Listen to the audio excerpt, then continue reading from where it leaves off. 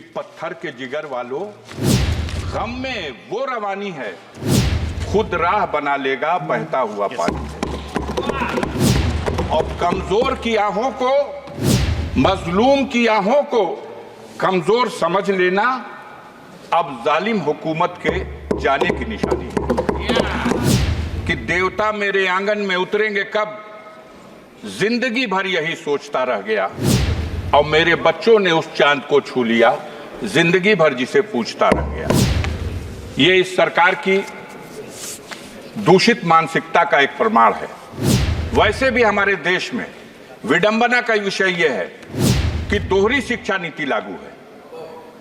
एक तरफ वो शिक्षा जो सरकारी स्कूलों के माध्यम से गांव में रहने वाले गरीबों के लिए उपलब्ध है, जहां आज भी हाथ में कटोरा और पीठ पर बोरा गरीब किसान का बच्चा स्कूलों में जाता है तो क से कबूतर, ख से खरहा और ग से गधा पढ़ाया जाता है। धन्यवाद। माननीय पीठासीन अध्यक्ष जी, आपने हमको वर्ष 2024-25 के लिए शिक्षा मंत्रालय के बजट में अनुदानों की मांगों पर चर्चा में भाग लेने का अवसर प्रदान किया। मैं इसके लिए आपका आभारी हूं। माननीय लोहिया जी ने कहा था कि निर्धन हो या धनवान, सबको शिक्षा मिले समान। आज ये दुख का विषय है कि शिक्षा विभाग ने अनुदानों के लिए जो अपने बजट में प्राविधान किया है, उसमें यह अफसोसनाक स्थिति है कि SC, ST और OBC के लिए जहां बजट में वृद्धि करने की आवश्यकता थी, वहां उनके लिए निर्धारित बजट में भारी कटौती की गई है। और इसी क्रम में डॉक्टर भीमराव अंबेडकर साहब एक सेकेंड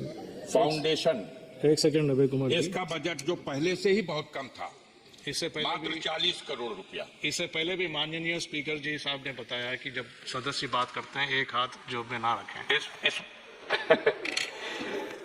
बहरहाल इस बार ये 40 करोड़ का भी जो बजट था, इसे घटा करके अब 30 करोड़ कर दिया गया। एक मानसिकता का पता चलता है। ये भी देखने की बात है कि इस बजट में अल्पसंख्यकों की शिक्षा के लिए उसमें भी पहले की तुलना में भारी कटौती की गई, जबकि उसमें व्यापक वृद्धि की आवश्यकता थी। बजट में SC, ST, OBC को जो मुफ्त कोचिंग के माध्यम से उनको शिक्षा के लिए सहूलियत प्रदान करने का जो बजट था, वो भी पहले से बहुत कम था। लेकिन अफसोस की बात है कि जो था 47 करोड़ रुपया, उसे भी घटा करके अब मात्र 35 करोड़ रुपया कर दिया गया। इस प्रकार अगर देखा जाए तो टॉप क्लास की एजुकेशन के क्षेत्र में भी SC, ST के लिए जो पहले 111 करोड़ रुपए का बजट में प्राविधान था, अब उसमें भी बड़ी कटौती कर दी गई है। मानवर, आपके माध्यम से हम दो पंक्ति की इस कविता के साथ अपना भाव, अपना विचार सदन में रखना चाहते हैं कि देवता मेरे आंगन में उतरेंगे कब, जिंदगी भर यही सोचता रह गया। और मेरे बच्चों ने उस चांद को छू लिया, जिंदगी भर जिसे पूछता रह गया।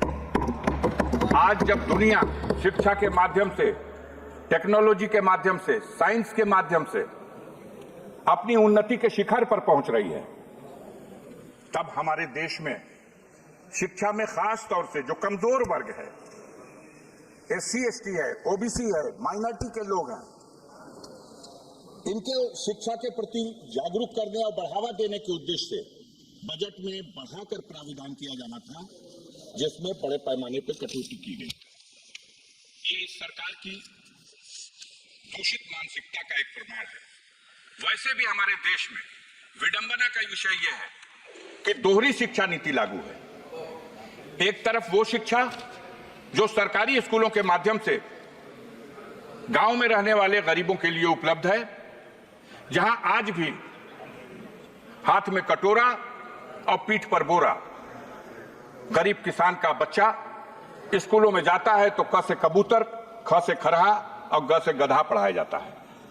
और दूसरी तरफ modern school, private school, Montessori school, इन स्कूलों में जो अंग्रेजी माध्यम से और आधुनिक ढंग से जो शिक्षा दी जाती है, दोनों रास्तों से जो शिक्षा प्राप्त करके बच्चे हमारे ऊपर जाते हैं, तो जब किसी पद के कंपटीशन में दोनों को हिस्सा लेना होता है, तो जो क से कबूतर, ख से खरा, ग से गधा पढ़ के गया है और जो क से कंप्यूटर पढ़ के गया है, वहां जब मुकाबला होता है तो जरूर जो आधुनिक शिक्षा से लैस उस विद्यालयों से पढ़ के आने वाले छात्र हैं, वो कामयाब होते हैं।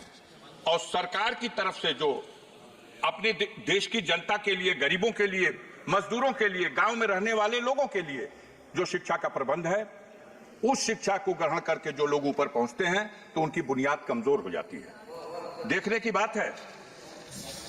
बात है कि ऐसी स्थिति में सबसे जरूरी था कि हम दोहरी शिक्षा नीति को कैसे समाप्त करें, कैसे संतुलन बनाएं। जो प्राइवेट स्कूलों की शिक्षा है वो इतनी महंगी है कि एक गरीब आदमी तो अफोर्ड कर ही नहीं सकता, एक मध्यम वर्ग का आदमी भी। उनके बच्चों को 2 में, 3 में, 4 में, 5 में पढ़ने के लिए 2,000 रुपया महीना, 5,000 रुपया महीना, 4,000 रुपया महीना, और बड़ी उच्च शिक्षा ग्रहण करने के लिए तो कोई साधारण किसान, कोई गरीब, कोई गांव का आदमी अगर अपनी हैसियत को भी बेच दे तो वो अपने बच्चों को डॉक्टर नहीं बना सकता, अपने बच्चों को उस तरह की शिक्षा नहीं दे सकता जो उसके लिए एक सपना। मान्यवर, आपके माध्यम से इस सदन में हम आपसे ये अनुरोध करना चाहते हैं कि हमारी सरकार को दोहरी शिक्षा नीति को समाप्त करने की दिशा में पहल करनी चाहिए। और सरकार का ये बजट जिसमें अनुदानों के लिए जो प्राविधान किया गया, इसमें जो SC, ST और OBC और माइनॉरिटी के लोगों को जो सहूलतें पहले से फराहम की जाती रही हैं, उनको शिक्षा के क्षेत्र में बढ़ावा देने के लिए उसमें कटौती किए जाने से यह साबित होता है कि आप दोहरी शिक्षा नीति को बढ़ावा देने का प्रयास कर रहे हैं। मैं इस अवसर पर श्रीमान जी आपके माध्यम से एक बात और कविता के रूप में आपके अपने भाव को इस रूप में रखना चाहता हूं। अभी बात नहीं समझ में आ रही, अभी बोल रहे थे एक सज्जन, तो वो 1 मिनट में शिक्षा की बात कर रहे थे और दूसरी तरफ सागर में चले जा रहे थे। तो सागर और शिक्षा बात समझ में नहीं आ रही। मैं आपके माध्यम से कहना चाहता हूं कि पत्थर के जिगर वालों, गम में वो रवानी है, खुद राह बना लेगा बहता हुआ पानी। और कमजोर की आहों को, मजलूम की आहों को कमजोर समझ लेना अब जालिम हुकूमत के जाने की निशानी है। यहाँ डॉक्टर राजकुमार, हमारे यहाँ सदन में डॉक्टर राजकुमार सांगवान चर्चा हो रही है। डॉक्टर राजकुमार मैं अरे मान्यवर, धन्यवाद अध्यक्ष महोदय। नहीं, बहुत समय दिया।